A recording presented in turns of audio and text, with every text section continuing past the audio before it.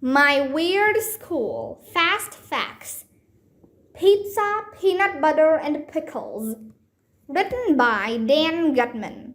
Pictures by Jim Pelot. Ice cream, you scream. If you read Mr. Will Needs to Chill, you know how much I love ice cream. It's my favorite food. Except for chocolate, cupcakes, candy, and cookies. I'll eat anything that starts with a C.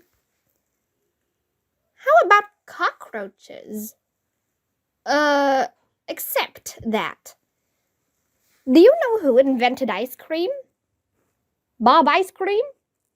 Arlo. Everybody who invented anything was not named Bob. The truth is, nobody knows who invented ice cream. In China, around 200 BCE, people ate a milk and rice mixture that was frozen by packing it into snow. Alexander the Great liked to eat snow and ice that was flavored with honey and nectar. Roman emperors used to send runners into the mountains to get snow, and then it was flavored with fruits and juices. Marco Polo came back to Italy from the Far East with a recipe that was a lot like our sherbet. Ice cream appeared in England in the 1600s, except they called it cream ice. Maybe they ate it backward. Back then, ice cream was just for rich people. But in 1686, regular people could get it for the first time. Café Le Procope in Paris became famous for its ice cream desserts. America's founding fathers enjoyed ice cream too. George Washington spent $200 for ice cream during the summer of 1790. I wondered if his sweet tooth was made out of wood. Do you know how the ice cream sundae was invented? Of course. This guy named Bob Sunday didn't know how to spell his own name. No! During the late 19th century, it was illegal to sell ice cream sodas on Sunday in Evanston, Illinois. How come? Soda was considered to be a dangerous medicine back then, so people felt it had to be regulated, like alcohol.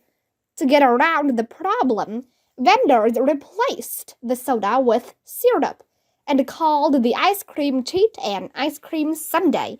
When church leaders complained that Sunday was a holy day, the spelling was changed to Sunday.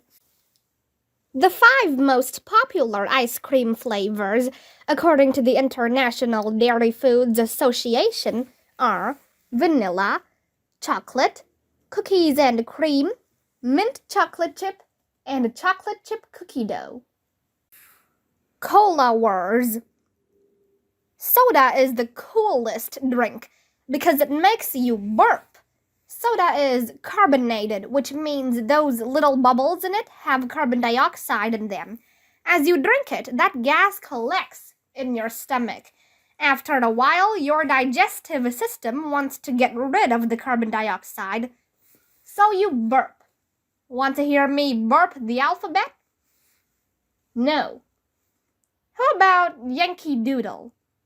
No. Burping is disgusting. Okay. Want to talk about some of our favorite drinks? Sure. Dr. Pepper. Dr. Pepper is the oldest soda that we still drink today. It was invented in 1885 by a pharmacist named Charles Alderton in Waco, Texas. In fact, Dr. Pepper, Coca-Cola, and Pepsi were all invented by pharmacists. Ever since Roman times, natural mineral water was thought to have healing powers. Alderton sold Dr. Pepper as an energy drink and brain tonic. Why is it called Dr. Pepper? One theory is that it was named after Dr. Charles T. Pepper, a Virginia pharmacist. Coca-Cola. A year after Dr. Pepper was invented, Pharmacist John S. Pemberton in Atlanta, Georgia, invented Coke. He wanted to make a tasty syrup that could be sold at soda fountains, where it would be mixed with carbonated water. Pemberton combined water with cola nut extract, caffeine, wine, and coca leaves. He called the drink Pemberton's French Wine Coca. Later, the wine was removed and replaced with sugar syrup. The result was called Coca-Cola, or more often, just Coke. Pepsi-Cola. In 1893, a pharmacist named Caleb Bradham invented Pepsi-Cola in New Bern, North Carolina. He called it Brad's Drink at first, and changed it to Pepsi-Cola in 1898. Why?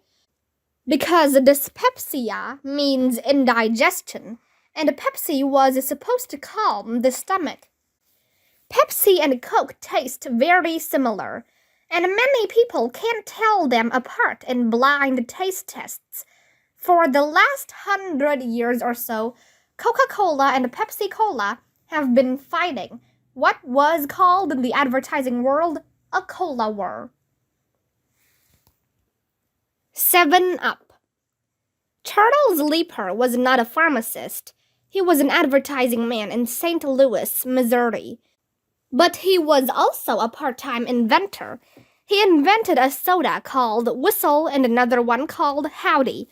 But he didn't hit it big until 1929, when he invented a drink called Bib Label Lithiated Lemon Lime Soda. Terrible name, right?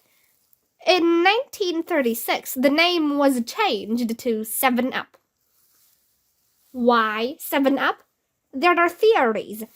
It had 7 ingredients. There are 7 letters in 7-Up. It was sold in 7-ounce bottles. The real answer? Nobody knows. Mountain Dew. Another lemon lime soda was invented by 2 brothers from Knoxville, Tennessee, Barney and Allie Hartman, in 1932. The original mascot of the drink was Willie the Hillbilly, who said, "It'll tickle your innards." Gatorade. In 1965, the coach of the Florida Gators football team asked the University of Florida to come up with a drink that would help his players replace the bodily fluids they lost during games. Dr. Robert Cade and his team came up with Gatorade. 2 years later, the Gators won their first Orange Bowl. When the opposing coach was asked why they lost, he said, "We didn't have Gatorade. That made the difference." The history of chocolate. We had to save the best for last. Chocolate is the greatest food in the history of the world. We should eat it at every meal, and between meals too. And between meals. We should just eat it all the time. People have been eating chocolate for thousands of years. Montezuma, who was the emperor of the ancient Aztec civilization, enjoyed a drink with cocoa beans called chocolatl. So did the ancient Mayans. In fact, both the Mayans and Aztecs used cocoa beans as if they were money. The beans were thought to be worth more than gold dust. Columbus brought cocoa beans back to Spain in 1504 and gave them to King Ferdinand and Queen Isabella as a treasure from the Americas. That's how chocolate came to Europe. Napoleon, the French emperor, loved chocolate. He insisted that it be given to him during battles. Back in those days, chocolate was just a drink. During the Industrial Revolution, people started inventing machines that changed the way people ate chocolate. A Frenchman named Dorette made a machine to grind cocoa beans into paste. Another Frenchman named Dubuisson invented a steam-driven machine that could grind large amounts of cocoa. Chocolate could now be mass-produced quickly and cheaply, so people who weren't wealthy could buy it. In 1829, a Dutch chemist named Coenraad van Houten invented a machine that squeezed the cocoa butter out of the bean, leaving the powder we call cocoa. He also added alkaline salts to powdered chocolate to help it mix better with water and make it smoother, creamier, and tastier. The whole process is called Dutching in honor of Van Houten. Finally, in 1847, Joseph Fry from England created the formula to mix cocoa powder, sugar, and cocoa into a paste that could then be pressed into a mold. The chocolate bar was born. Joseph Fry is the greatest man in the history of the world. Weird facts about chocolate.